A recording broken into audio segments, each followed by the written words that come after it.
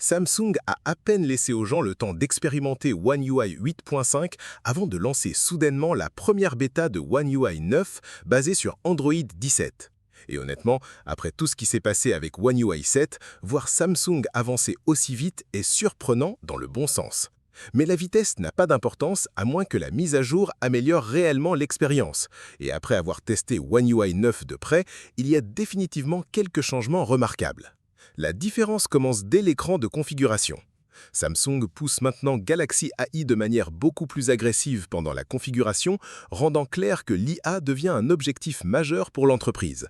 Une fois que vous entrez dans le système, le rafraîchissement visuel devient évident.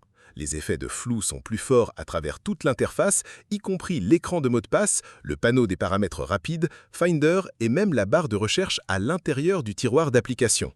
Toute l'interface paraît plus propre et légèrement plus proche d'Android 17 stock sur les téléphones Pixel. Samsung a également introduit une nouvelle fonction de confidentialité où un indicateur bleu apparaît chaque fois qu'une application accède à votre localisation en arrière-plan.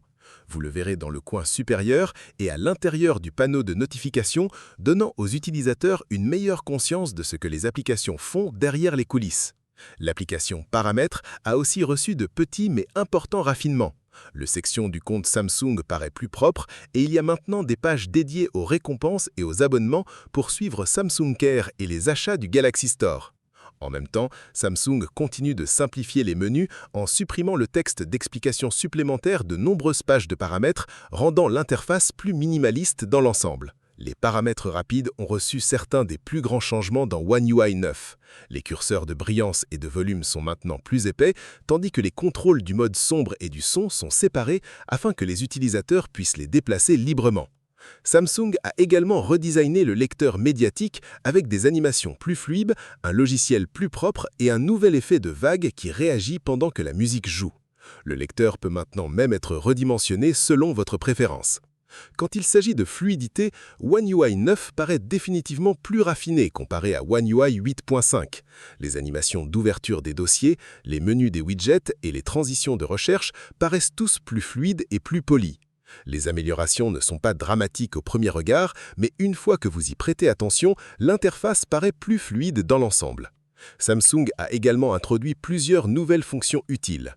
Game Booster permet maintenant aux utilisateurs de changer la résolution, ajuster les formats de capture d'écran et activer le bypass charging directement depuis la superposition sans entrer dans les paramètres. Samsung Notes a ajouté une nouvelle fonction de bande qui permet aux utilisateurs de couvrir des informations sensibles avant de partager des notes, avec des couleurs et des patrons personnalisables.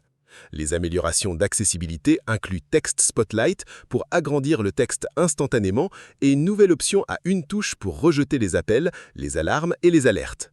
Il y a aussi des améliorations cachées à l'intérieur des applications Samsung, des icônes rafraîchies à travers le système et une nouvelle fonction de restriction Wi-Fi qui peut bloquer certaines applications à accéder aux connexions Internet pendant des périodes spécifiques.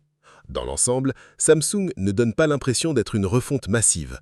À la place, Samsung s'est concentré sur le raffinement des animations, le polissage de l'interface et l'ajout d'améliorations significatives de qualité de vie qui rendent toute l'expérience plus fluide et plus moderne.